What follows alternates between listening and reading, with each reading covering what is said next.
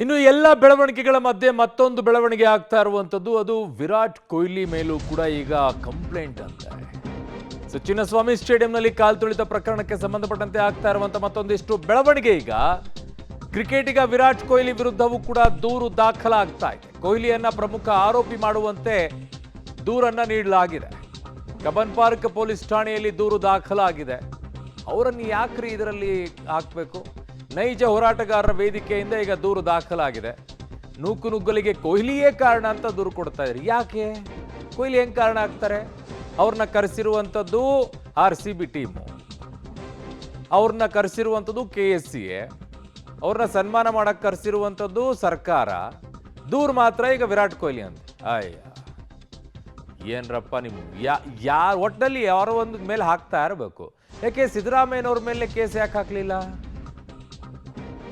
ಮುಖ್ಯಮಂತ್ರಿಗಳೇ ಇದಕ್ಕೆ ಕಾರಣ ಅಂತ ಯಾಕೆ ಹಾಕಲಿಲ್ಲ? ಉಪಮುಖ್ಯಮಂತ್ರಿಗಳೇ ಕಾರಣ ಅಂತ ಯಾಕೆ ಕೇಸ್ ಹಾಕಲಿಲ್ಲ?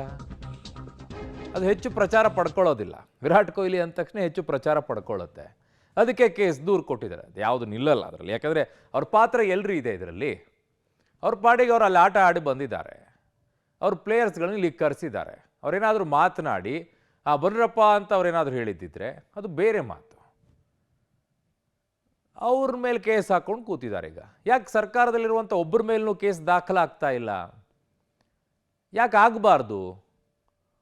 ಪೊಲೀಸರನ್ನು ಸಸ್ಪೆಂಡ್ ಆಗುತ್ತೆ, ಪೊಲೀಸರ ವರ್ಗಾವಣೆ ಆಗುತ್ತೆ, ಅಲ್ಲಿ KSCಯಲ್ಲಿರುವಂಥವ್ರು RCBಯಲ್ಲಿರುವಂಥವ್ರ ಮೇಲೆ FIR ಆಗುತ್ತೆ, ಅಲ್ಲಿರುವಂಥವ್ರು 4 ಜನ ಅರೆಸ್ಟ್ ಮಾಡ್ತಾರೆ.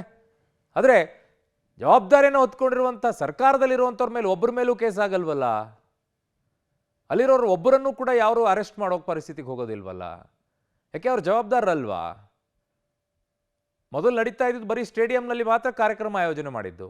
ದಿಢೀರಂತ ವಿಧಾನಸೌಧದ ಮುಂದೆ ವೇದಿಕೆಯನ್ನು ಹಾಕೊಂಡ್ಬಿಟ್ಟು ಕಾರ್ಯಕ್ರಮಕ್ಕೆ ರೂಪುರೇಷಣೆ ಮಾಡ್ಕೊಂಡಿರುವಂಥದ್ದು ಯಾರು?